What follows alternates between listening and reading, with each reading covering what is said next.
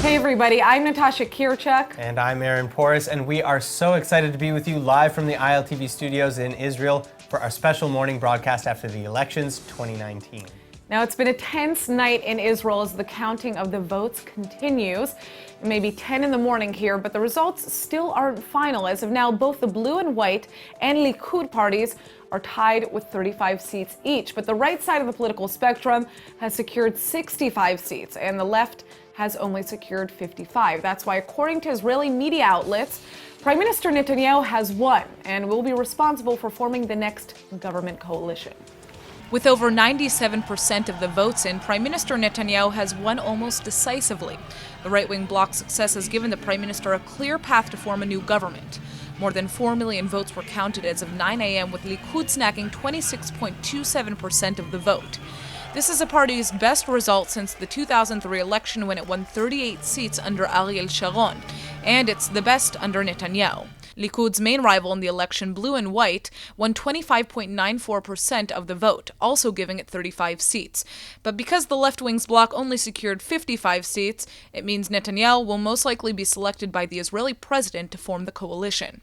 Last night, he was already sure of his win, despite the tight race with Blue and White. זה לילה של ניצחון אדיר, אדיר.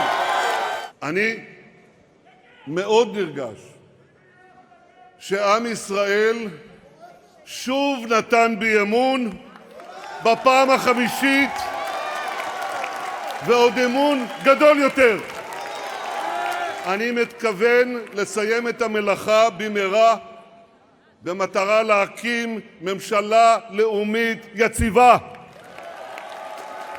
The leader of Blue and White, Benny Gantz, was also celebrating his own victory last night, despite the turnout this morning. בבחירות יש מפסידים, בבחירות יש מנצחים, ואנחנו המנצחים. המפלגה הגדולה היא זו שצריכה לקבל את המנדט מהנשיא ולהקים את הממשלה. But despite the tie in seats between Blue and White and Likud, it's clear that the left-wing bloc isn't strong enough for Gantz to take the cake. In actual numbers, only around 14,000 votes separated the two biggest parties. No other party has been able to break the 2 digits. 5 right-wing and ultra-Orthodox parties have managed to get 30 seats together, meaning that Netanyahu could form a government similar to his current right-wing coalition, with a solid 65 seats. The ultra-Orthodox parties Shas and United Torah Judaism came in 3rd and 4th places, with 8 seats each. And shockingly, the historically dominant Labour Party on the left crashed down to 6th place with 4.46% of the vote. This is the party's worst showing in its 71-year history. The left-wing parties Meretz and Kulanu have won 4 seats each, and coming in with 5 are the 2 right-wing parties, Israel Beitenu and the Union of Right-Wing Parties. Israel will still have to wait for the final votes to come in and for the Knesset to give Netanyahu the stamp of approval to start building a coalition.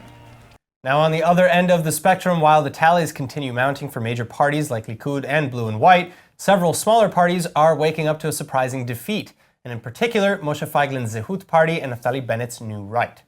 Feiglin, who ran on a pro-cannabis and libertarian nationalist platform, expected to gain at least 5 seats going into the polls, and he was further expected to use those seats towards either a right or a left-wing coalition. He even laid out 2 non-negotiable conditions for his party's support: legalize cannabis and give him the finance portfolio. But while the polls are still out, it's unlikely his Zehut Party will even pass a 3.25% electoral threshold. Then, in another surprising upset, the highly hyped New Right Party under Education Minister Naftali Bennett and Justice Minister Ayelet Shaked similarly underperformed at the ballots. And though his campaign supporters Tuesday night preferred to focus on the polls that gave Bennett upwards of 6 seats, most exit polls still hold the New Right below the bar with 0. And finally, the contentious Otzma Yehudit Party seems to have failed to make it into the Knesset as well, as party number 2 Itamar Ben-Gvir was positioned too low in the United Right list to be given a seat in Parliament. All that said, however, the final tally won't be counted until Thursday, so several changes are still possible, though if trends continue as they have, it's unlikely that there are any more surprises in store. Now, for the other side of the spectrum, while several parties expected to win big failed bigger, several other parties expected to lose made it in. Former Defense Minister Lieberman's Israel Beitenu party and both Arab lists, for example, made it into the next Knesset. Now, as a picture is coming together of who will form the next Knesset, One thing is disturbingly clear. It looks like there will be fewer female lawmakers in the upcoming session. 97% of votes have been counted so far, and if the current results remain, there will be 28 women lawmakers. That's down from 33 in the last Knesset. Now, only one party, Meretz, would be led by a woman. And if this is truly what happens, we're looking at a sad new fact, the end of an era of increasing female representation in recent years. In the Palestinian Authority, the likely news of another Netanyahu government is sitting heavy, as senior Palestinian Authority officials lament the maintaining of the status quo. And with that, Netanyahu's looming threats of major annexations, strict financial sanctions, and stagnation with the peace process continue.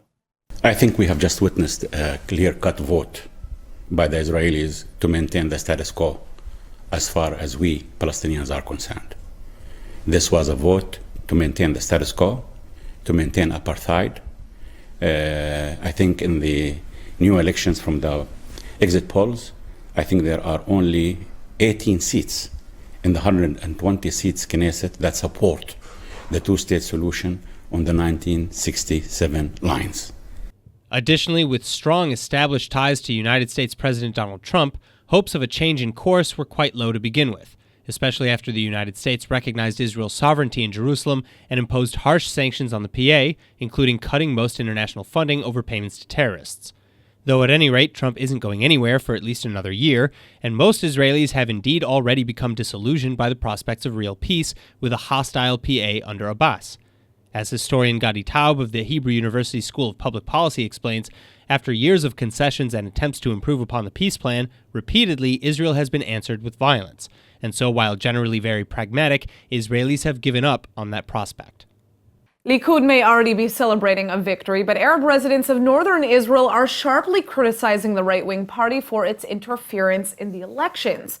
Residents of Tamra and Shfaram are lashing out at Netanyahu for equipping election observers at polling stations in Arab towns with cameras. In the morning, we got complaints from some polling stations that members of the polling committee came with hidden cameras on them.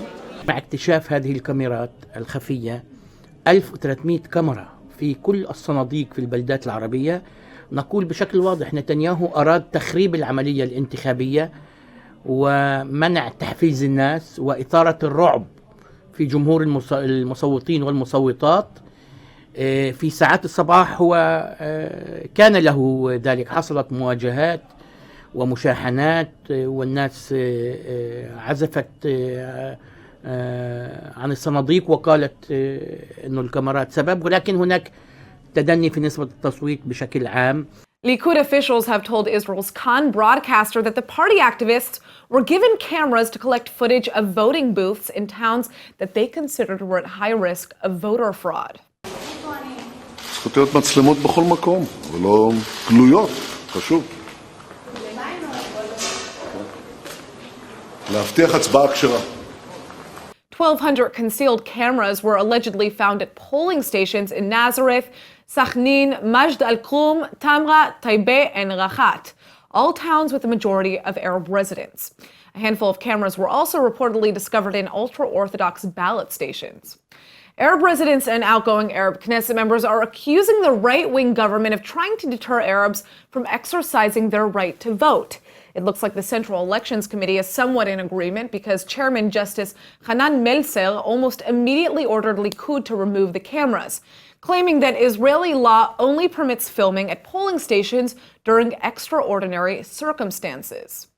Likud is insisting that the portable cameras were not concealed and therefore not illegal, calling them necessary because of reports that the right-wing group's representatives are being kicked out of polling centers in Arab towns.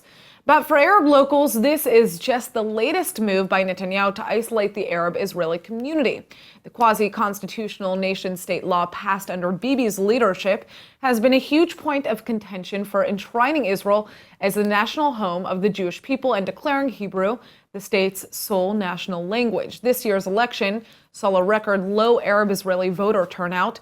But both Arab parties, Hadash Ta'al and Ra'am Balad, have passed the threshold. That means that together, the Arab parties in Israel still constitute upwards of 10 to 11 mandates. That's it for our morning election broadcast. And make sure to stay tuned for our main show later today. I'm Aaron Porras. I'm Natasha Kirchuk, and thanks for watching.